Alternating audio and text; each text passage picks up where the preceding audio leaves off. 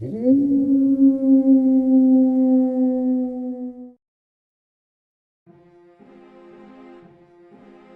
first thing you've got to know is, you've got it all wrong. Take everything you think you know about theology and throw it away. When you're ready, listen on. It was a cold night. Colder than usual for the city, at least. The moon shone above us, lighting our path. We didn't need to see to know our destination. The place may as well have been programmed into our minds. The only place open, on the far end of town, overlooking a placid ocean that stretched for who knows how long, drew us like a flame. The building, decrepit and decayed as it was, let loose a soft light from one of its windows. A single word, its paint chipped away, stretched over the plate glass. At one point, it read Jerry's, but now it was more like Ickney's. The condition of the place belied its popularity. Unless you knew of it, you'd overlook it. Or write it off as a drug den. Drugs were just one of the many things it offered, but only to a close crowd of hand-picked customers. Everyone else knew it as a coffee house that stayed open despite its lack of business. Many suspected that it was a front for something more sinister, or that it was simply being funded from the owner's pockets alone. If they only knew, they'd wish that the explanation was that simple. Still, the thoughts of the general populace aren't why you're listening to this, are you? You're listening to this because you're insane. Oh, sorry, that just kind of slipped out. What I meant was, you're listening to this because you're seeking, like many others, deification. I have to warn you, you're traveling a well-worn but nonetheless dangerous path. If you want to continue, fine. Just don't blame me. You're going to need a full bottle of alcohol, preferably whiskey, though the brand doesn't matter. A knife, a mix-up Destroying Angel, Hellbore, and Belladonna. All of these things must be gotten at the same place. This is the place where you will be performing the ritual, so be sure that it's lonely or you risk being caught. Now, I know what you're thinking. How the hell am I going to get a bottle of whiskey, a knife, and some rare herbs all in the same place? All I can say is, there's ways. Manipulate a friend into buying these things and giving them to you at the ordained spot. Find the rare herb, knife, alcohol store. I don't know. I just know how it must be done. When you've done this, wait for a night when the stars sparkle like the shards of a shattered mirror.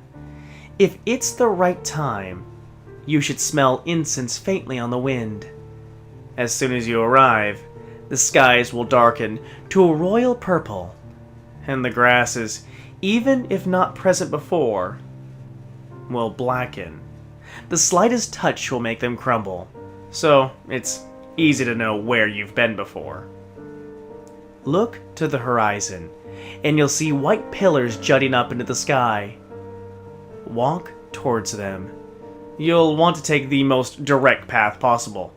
Trust me on this. It's my only gift to you. Approaching them, you'll find a woman chained to the bottom of a deep well, deeper than you could possibly hold your breath. She doesn't struggle, doesn't scream, simply stares up at you with a persistent want.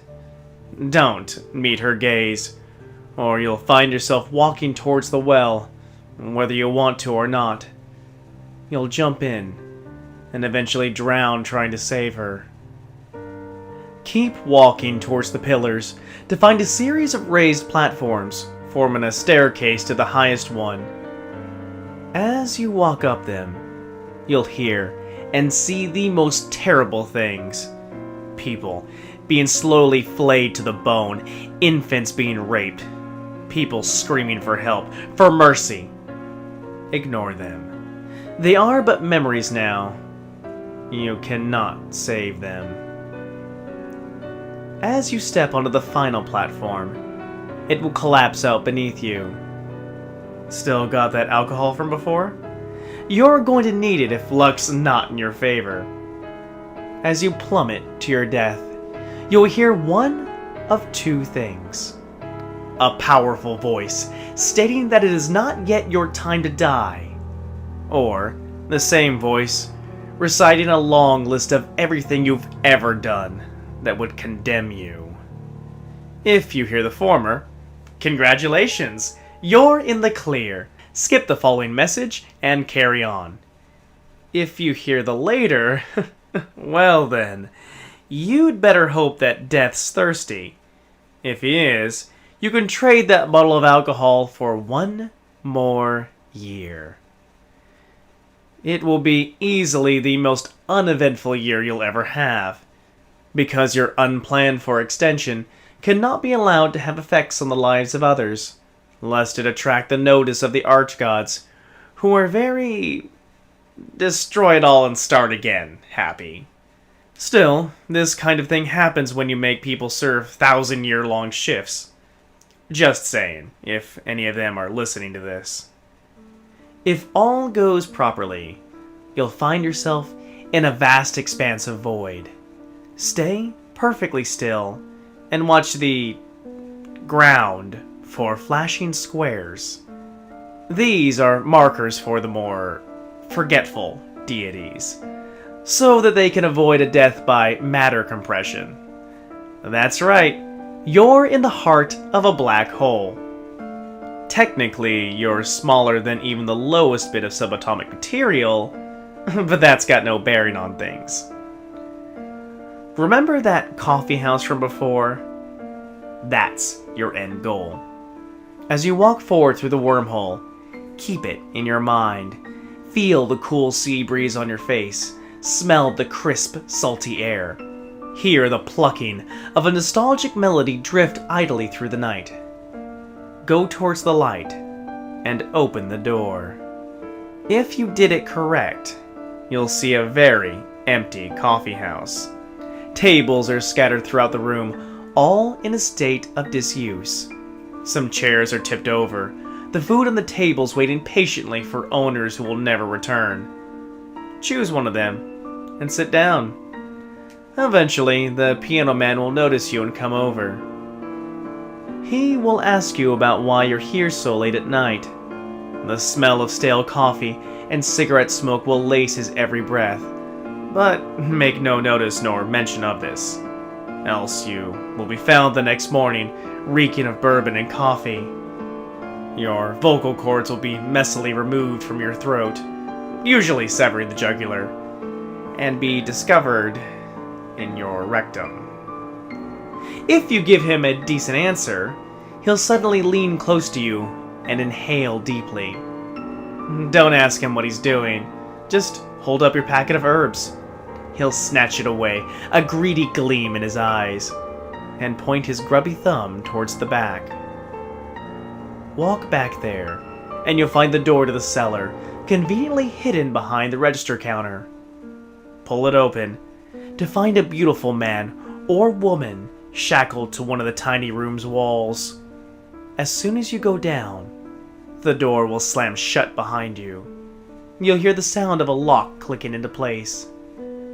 The person before you is a god or goddess that has fallen from grace.